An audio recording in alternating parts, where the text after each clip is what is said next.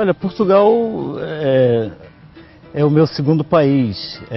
Vim para cá praticamente novo, com 20 anos. Por Boa Vista, depois representei o Benfica, o Braga, e fui ficando, porque quando eu vim para Portugal eu era apenas para ficar 6 meses, já vão quase 39 anos. E Portugal para mim representa tudo, é o meu segundo país, me acolheu bem e tive bons amigos, boas amizades e foi o que me levou a ir ficando aqui e estou até hoje. Me sinto mais português do que brasileiro, apesar de eu ainda não ter a dupla nacionalidade e nem me naturalizei português, mas me sinto como um homem da terra desse país.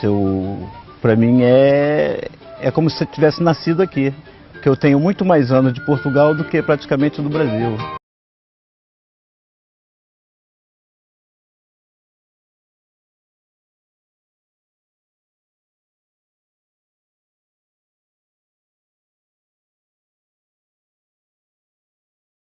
Minha vinda para Portugal foi um pouco assim complicada. Complicada por quê? Porque na altura eu jogava no Vasco da Gama e fui emprestado para o Clube Regata Brasil em Alagoas.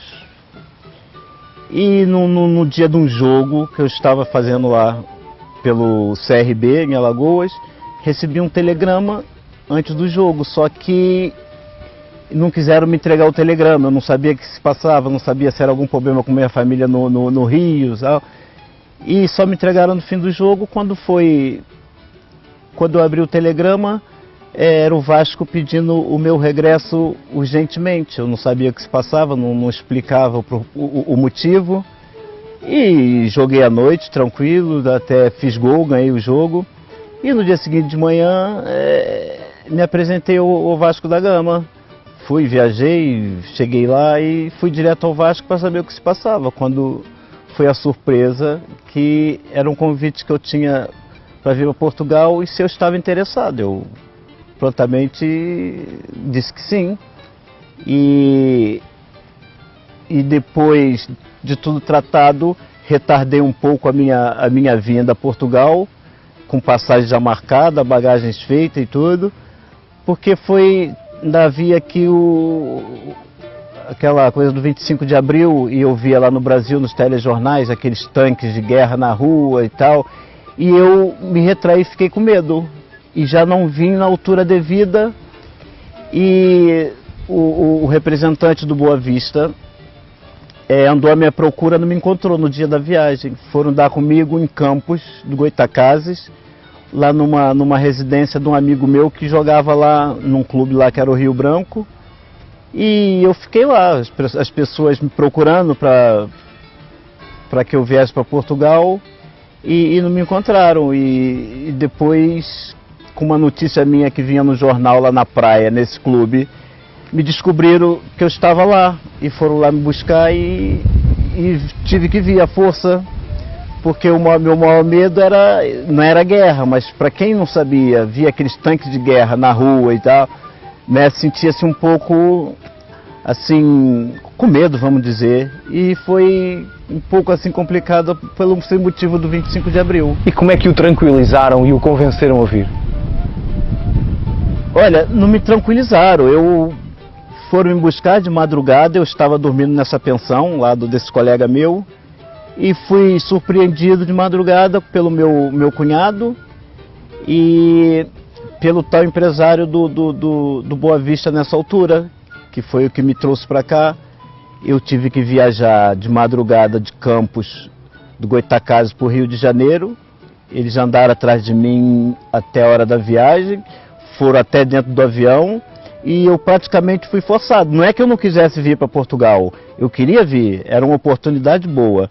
Só que o meu medo era aquela revolução do 25 de abril, que não foi nada demais, mas o que me amedrontou foi aqueles tanques de guerra, né, nas ruas, e aquilo foi para mim assim, uma reação que eu tive, assim, como se viesse por meio de uma guerra, né? E só depois que fecharam a porta do avião, que eles sabiam que eu não ia sair mais dentro do avião, e já cheguei.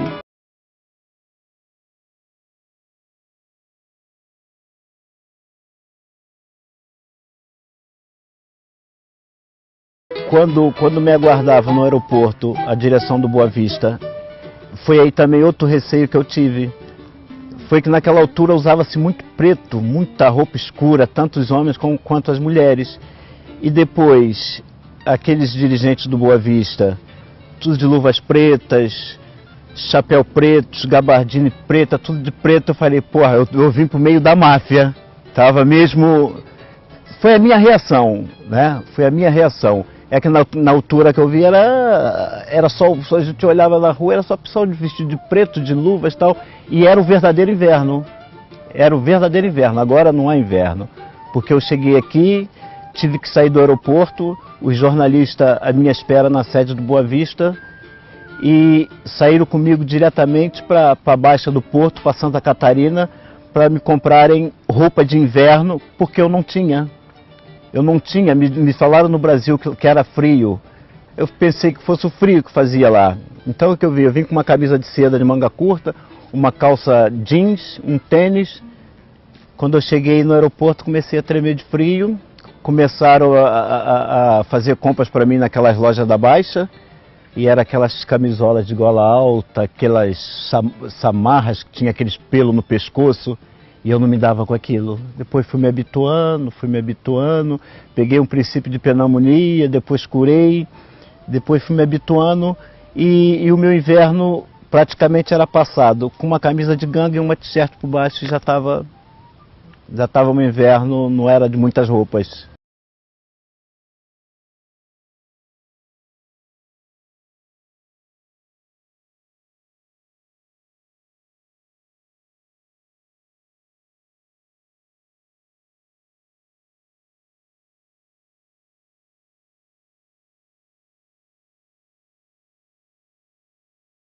Devido às campanhas que eu fiz no Boa Vista, despertou interesse. Primeiro foi do Sporting, foi por intermédio do falecido João Rocha, que em conversa com o Valentim Loureiro, pediu a minha transferência para o Sporting. Só que nessa altura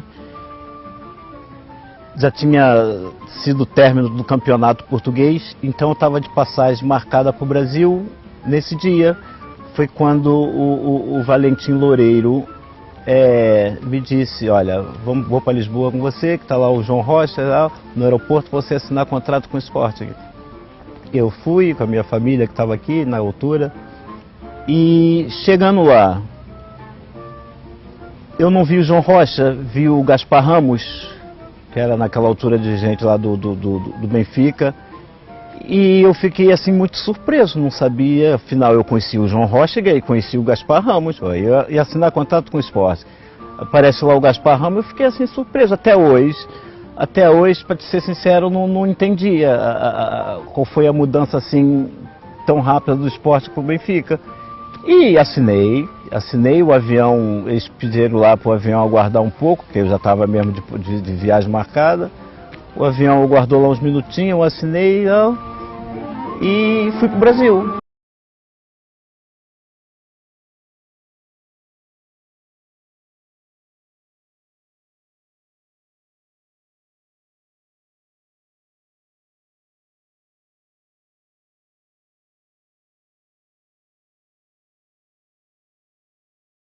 Eu me juntei ao grupo, mas não sabia dessa tal tradição que o Benfica tinha de 75 anos, que não aceitava estrangeiro, que foi até aprovado em assembleia. E eu fiquei muito surpreso quando eu soube que eu tinha sido o primeiro jogador estrangeiro a ingressar no Benfica, e para mim foi uma honra muito grande. O primeiro, um jogador que chegou no Boa Vista para ficar 6 meses, contratado por um clube que na altura não havia estrangeiros, e eu ser o primeiro, foi um orgulho muito grande. Olha, defendi, tentei dar o meu máximo, falhei em algumas coisas, mas tentei honrar o o título de que me deram de ser o primeiro estrangeiro a envergar a camisola do Benfica e fiquei muito contente com isso.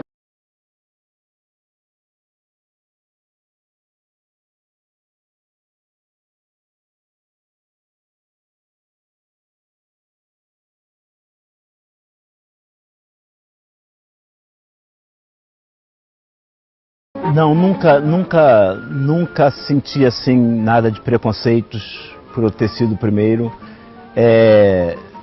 Falavam comigo, brincavam comigo, conversavam comigo, inclusive o falecido Bento, o Nené e Tony, frequentava a casa do Tony e outros jogadores. Todos me receberam bem. Nunca senti assim uma discriminação de eu ser um estrangeiro que caiu ali praticamente de paraquedas, porque eu não sabia da grandeza do tabu que eu ia quebrar, né? Eu nunca senti isso, para ser sincero. Mas o peso da camisola eu senti. Quando recebi a ordem do treinador para aquecer, eu não vou dizer para você que eu não senti minhas pernas bambas, que eu senti. E já estava habituado a grandes palcos, né? Mas tremi e não foi uma estreia assim muito boa, mas tremi,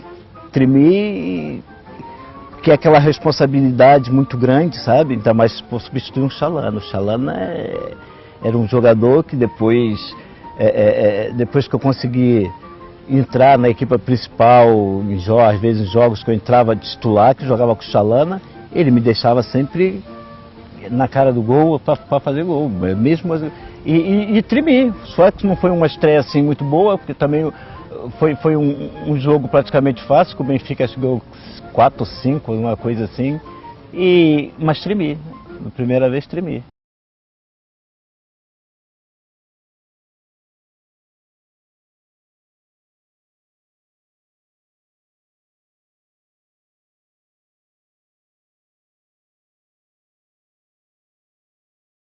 Eu não me lembro bem o motivo dessa discussão que eu tive com ele.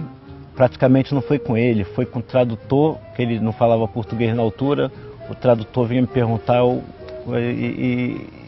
e eu respondi o tradutor, e o tradutor: é para falar isso mesmo? É para falar isso mesmo, pode falar. O que eu estou falando aqui é para você falar. E eu não salvo erro,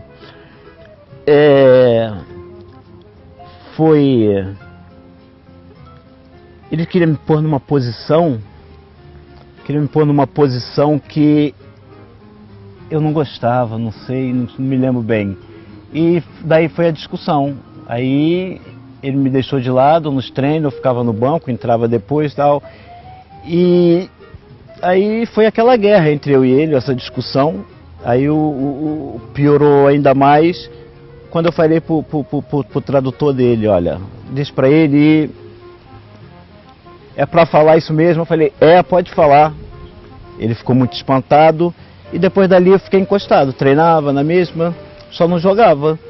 E ali fui ficando, depois apareceu o interesse do Braga, foi daí que eu saí, mas eu saí, ainda tinha mais um ano de contrato.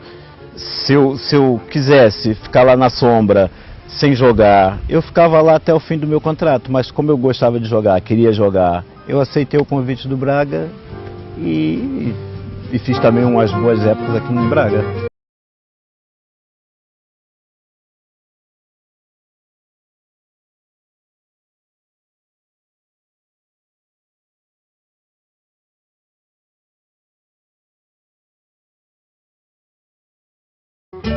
Como diziam aqui em Braga, eu fora de campo, eu gostava de beber uma cerveja, ir uma discoteca com os amigos, andar à noite. Mas quando eu chegava dentro de campo, eu dava tudo de mim.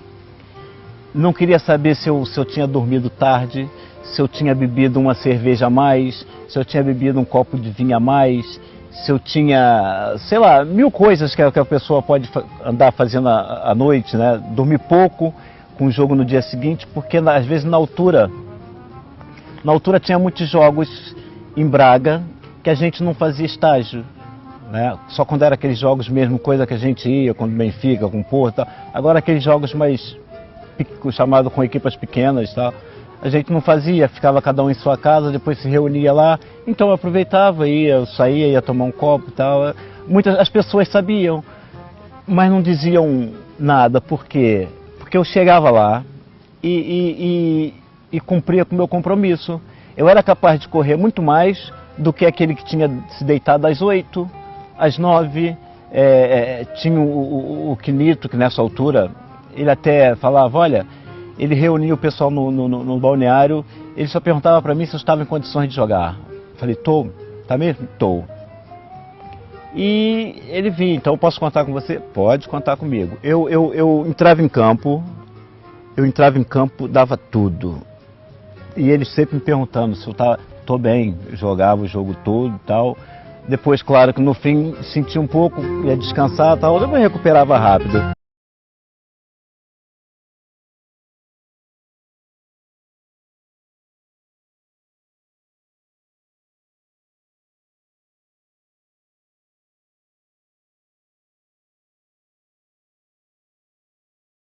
Agora estou um pouco afastado, né? Tô desempregado, passo meu tempo aqui às vezes no quintal, quando tem alguma coisa para fazer e ando aí intertido também com futebol, jogo ainda futebol, jogo futsal no sábado de manhã e futebol de campo aos sábados à tarde, que é nas velhas guardas do Siqueirense, que tem ali os veteranos. E eu jogo nas velhas guardas e jogo futsal de manhã. Faço 2 jogos no sábado, um de manhã e outro à tarde.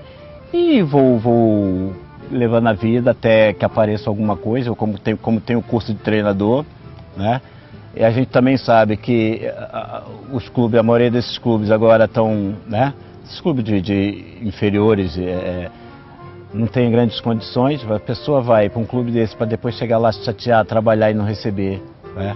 A gente fica um pouco, mas se aparecer, eu estou à espera, estou desempregado. Se aparecer um convite, eu digo sempre que sim.